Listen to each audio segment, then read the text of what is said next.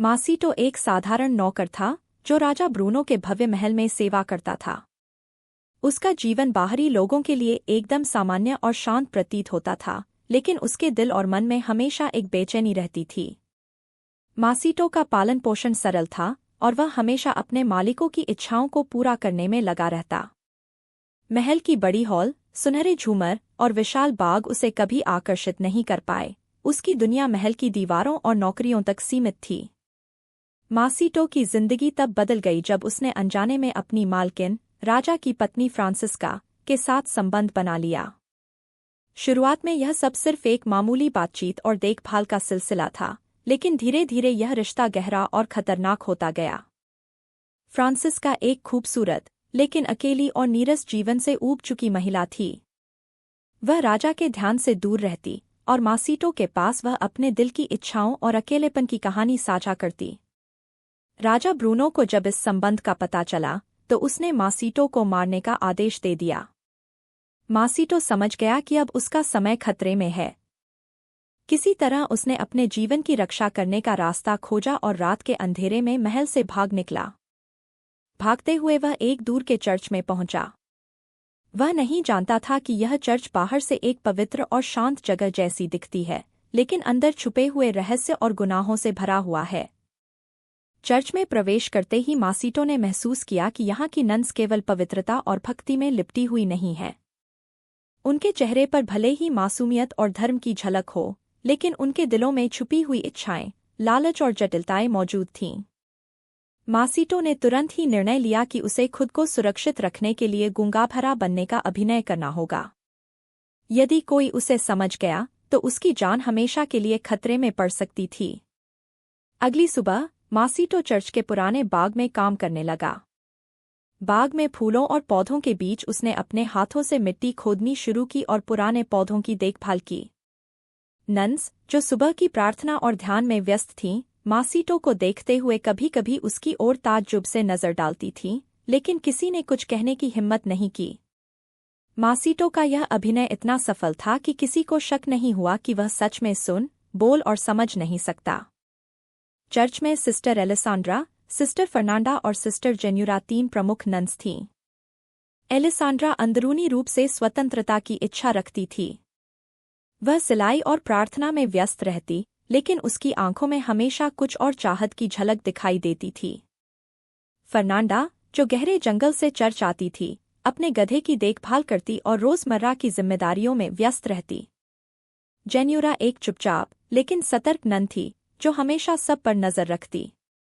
मासीटो ने जल्दी ही समझ लिया कि इस चर्च में केवल भक्ति और साधना नहीं, बल्कि राज और गुप्त इच्छाओं का जाल बुनता है। कुछ दिनों में उसने देखा कि नन्स के बीच छोटे-मोटे झगड़े और छोटे रहस्य सामने आने लगे। किसी की आंखों में चंचलता, किसी के शब्दों में अधूरी चाहतें और कभी-कभी हंसते हुए नजरों में खौफ की झलक। एक दिन सिस्टर फर्नांडा अपने गधे को लेकर जंगल से लौट रही थी। जैसे ही वह चर्च के बाग में आई, उसने देखा कि उसके रास्ते में माली, जो कि मासीटो का नया रूप था, कुछ काम कर रहा है। फर्नांडा ने कुल्हाड़ी उठाई और चिल्लाई, तुम कौन हो? यहाँ क्या कर रहे हो? मासीटो ने हाथ के इशारों से खामोश रहने की विनती की। इस छोटे से दृश्य ने नन्स की आंखों में जिज्ञासा पैदा कर दी, लेकिन कोई भी उसे पूरी तरह समझ नहीं पाया। दूसरी ओर एलिसांड्रा अपनी उदासी और स्वतंत्रता की चाहत के बीच फंस गई थी।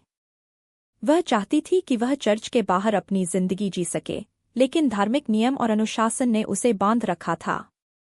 मासीटो के पास आने के बाद उसने धीरे धीरे अपनी बातें खोली। उसने अपनी उदासी और अभाव की झलक मासीटो को दिखाना शुरू किया। मासीटो ने गूंगाभरा बने रहकर उसकी बातें सुनी, लेकिन कोई जवाब नहीं दिया। यह सिलसिला धीरे धीरे दोनों के बीच एक अनकहे रिश्ते को जन्म देने लगा। चर्च के अन्य लोग भी धीरे धीरे मासीटो के नए रूप को स्वीकारने लगे। उसे पुराने माली की जगह रख दिया गया और मासीटो ने पूरी सावधानी के साथ काम करना शुरू किया। हर दिन वह नन्स के आसपास रहता, लेकिन अपनी चुप्पी के पीछे अपने मन की गहराई में खतरे और रणनीति रखता। समय के साथ मासीटो को यह समझा गया कि यह जगह केवल भक्ति और सेवा का नहीं, बल्कि शक्ति, लालच और खतरनाक रहस्यों का केंद्र है। नन्स के दिलों में छुपी इच्छाएं और उनके बीच के मतभेद धीरे धीरे सामने आने लगे।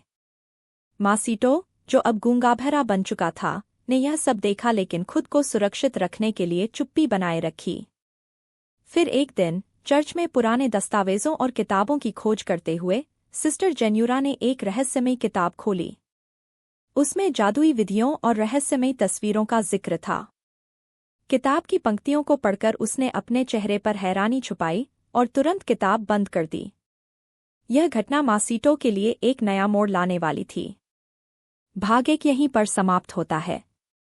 अगले भाग में हम देखेंगे कि मासीटो के गूंगा-बहरा बनने के खेल के बीच नन्स की इच्छाएं और जड़ी बूटी के रहस्य किस तरह चर्च में घटनाओं को उलझाते हैं और नए विवाद पैदा करते हैं। चर्च में धीरे धीरे सब कुछ रहस्यमयी और तनावपूर्ण हो गया था। मासीटो गूंगा-बहरा बने रहकर नन्स की चालों और उनके भीतर छुपी इच्छाओं का अवलोकन करता रहा। लेकिन अब समय था कि हर गुप्त खेल का पर्दाफाश हो।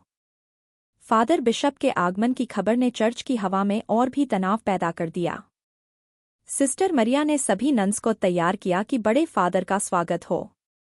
चर्च के हर कोने में सजावट की गई और नन्स अपने कपड़े ठीक कर रही थीं।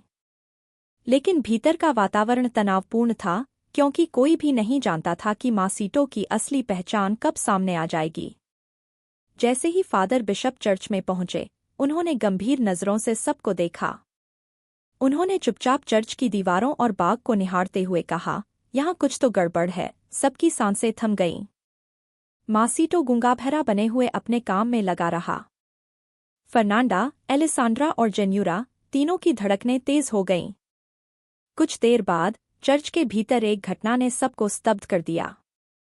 मासीटो, जो गूंगा-बहरा बनकर काम कर रहा था, फर्नांडा और एलिसांड्रा के इशारों और जड़ी बूटी के प्रभाव में उलझ गया। कमरे में अचानक एक अजीब और बेकाबू माहौल पैदा हो गया। फर्नांडा ने चाकू उठाया, लेकिन एलिसांड्रा ने समय रहते उसे रोक दिया। मासीटो को बीच में खड़ा देखकर वह दोनों लड़कियां और गुस्से में थीं। जेन्यूरा ने सब कुछ दूर से देखा और समझ गई कि अब सच सामने आना ही है। उसने चुपचाप फादर बिशप की ओर इशारा किया। फादर बिशप ने गंभीर होकर कहा, सब सच सामने लाओ। झूठ और धोखे का अब अंत होना चाहिए। मासीटो, जो अब पूरी तरह दबाव में था, अपनी असली पहचान प्रकट कर देता। उसने बताया कि वह गूंगा-बहरा नहीं है, बल्कि केवल अपनी जान बचाने के लिए यह अभिनय कर रहा था। इसके साथ ही उसने सारे घटनाओं का सच बताया, कैसे नन्स ने जड़ी बूटी का प्रयोग किया और कैसे उनके बीच रिश्तों और आकर्षण के खेल ने चर्च में खतरनाक परिस्थितियां पैदा कर दीं। फादर बिशप ने गहरी सांस ली। उनकी आंखों में कठोरता और दुख दोनों झलक रहे थे।